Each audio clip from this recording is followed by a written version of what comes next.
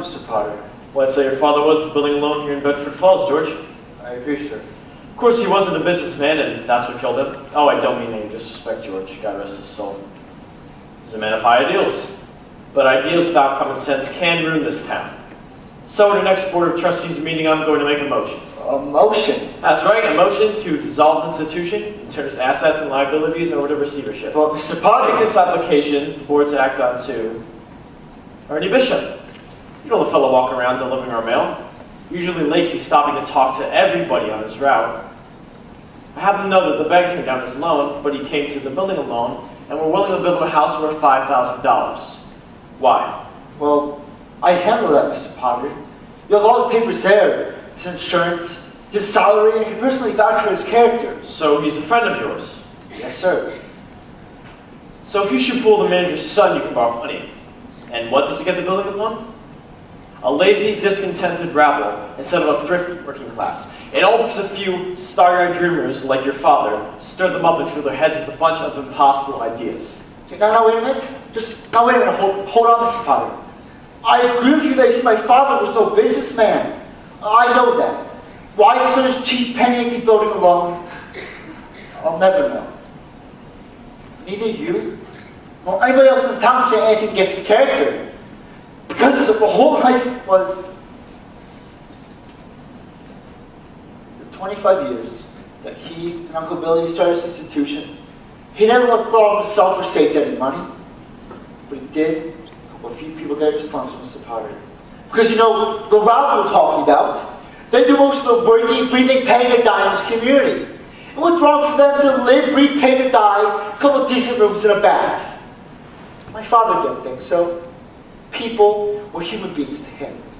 But to you, a one frustrated old man, you're cattle.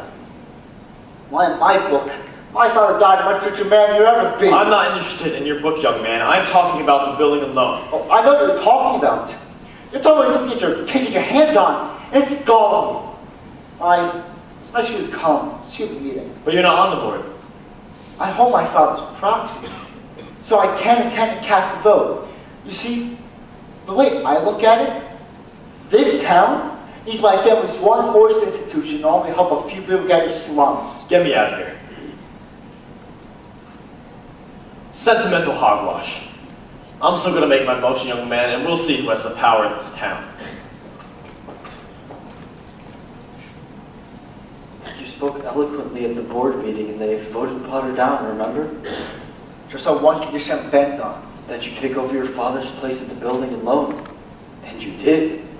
And you turned over all your college money to Harry and sent him to college. Harry became a football star, second-team All-American. And you? Well, you became 4 years older.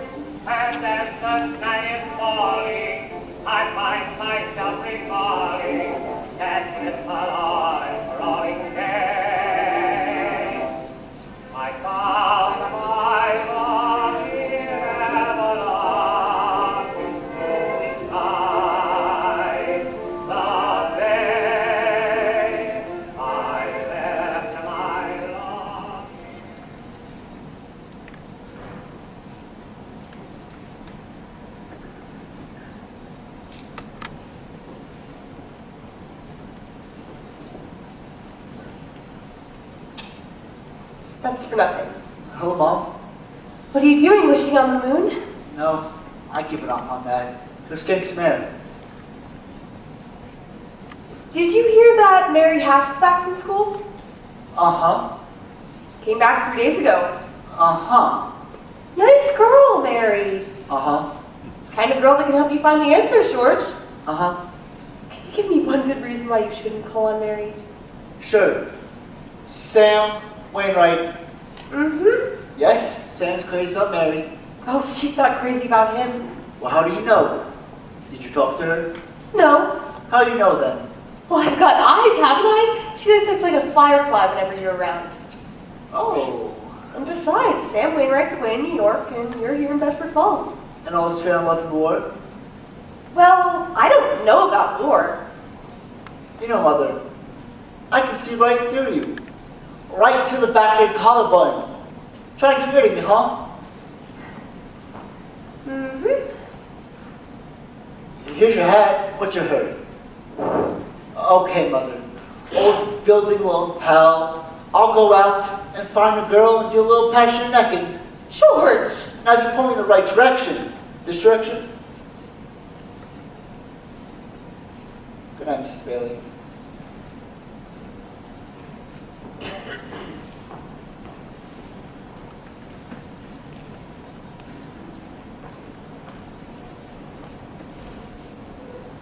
Well, hello, Georgie Porgy. Well, hello, Vi. How's business at your Burner Way shop? Not a tidal wave yet, but I have been getting some city mothers in, thanks to you. So what goes with you? Oh, nothing. George, where are you going? Oh, I might head down to the library. Don't you ever get tired of just reading about things? Yes, I do. What are you doing tonight? Not a thing. Are you game, Vi? Let's make the night of it. Oh, George, I love what you do. Let's take our shoes off and walk through the grass. Huh? And then we can climb Mount Bedford up to the falls and smell the pines and watch the sunrise against the peaks. All day we can stay there the whole night and everybody will be talking about it. It'll be a terrific scandal. Walk in the grass with my bare feet. George, are you crazy? In Mount Bedford? Who would want to walk to the top of Mount Bedford? That's at least a 10-mile hike. Just forget about the whole thing. It was a crazy idea. You're telling me, George. Good night.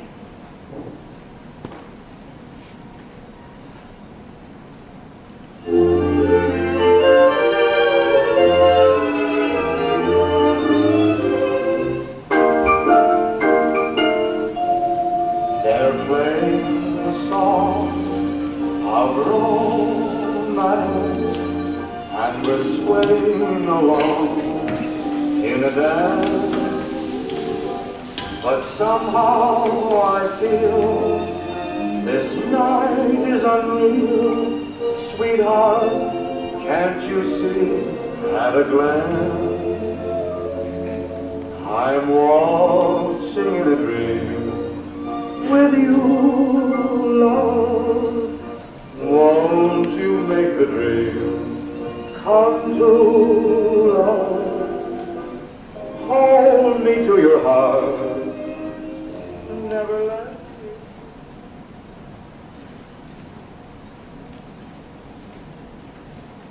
Well, there you are. Hello, Mary. I just happened to be passing by. So I see. Have you made up your mind? About what? Paying a visit. Your mother phoned, said you were on your way over. My mother called you. How did she know? Didn't you tell her?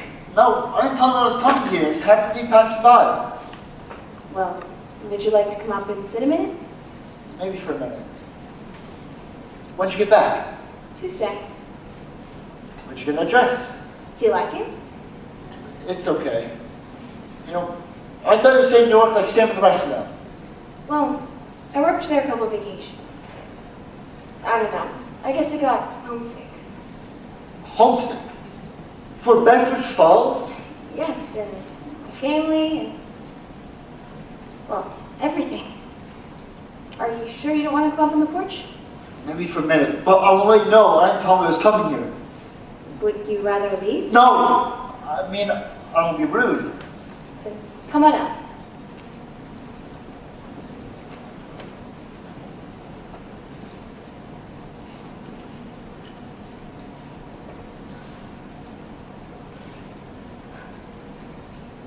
Buffalo gals, won't you call out tonight? Call out tonight. Call out tonight. Buffalo gals, won't you call out tonight? And dance by the light. Mary? Mary, who's down there with you? George Bailey, Mother. George Bailey, what does he want? I don't know. What do you want? Me? Not a fan. He's making violent love to me, Mother. Will you tell him to go right on home and don't you leave the house either? Sam Wainwright promised to call you from New York tonight. There he is now. Good night, George. Well, I better be going. No, wait. Mary, get the phone.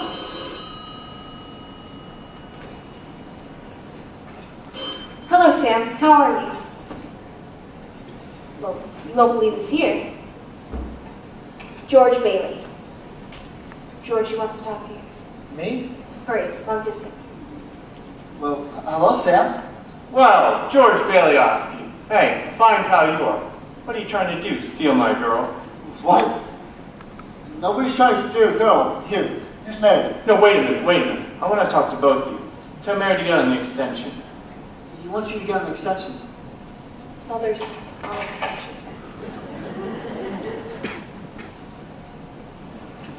Now we can both hear. We're listening, Sam. I have a big deal coming up that's going to make us all rich. George, you remember that night in Martini's bar when you told me you read someplace about making plastics out of soybeans? Soybeans? Yeah, sure. Well, Dad snapped up the idea. He's building a factory outside of Rochester, and here's the point. Oh, Mary, you're in on this too. Now listen, George, have you got any money? Money? Well, yeah, a little. I want you to put every cent you've got into our stocks. You hear? And George, I may have a job for you. That is unless you're still married to that broken down building and loan. This is the biggest thing since radio, and I'm letting you in on the ground floor. Oh, Mary, I'm here. would you tell this guy I'm giving him the chance of a lifetime? The chance of a lifetime! He says it's a chance of a lifetime. And I wanted you to understand that I don't want any ground floors. I don't need plastics. I should only be married. Expert to anyone who understand that. Why, I want to do what I want to do.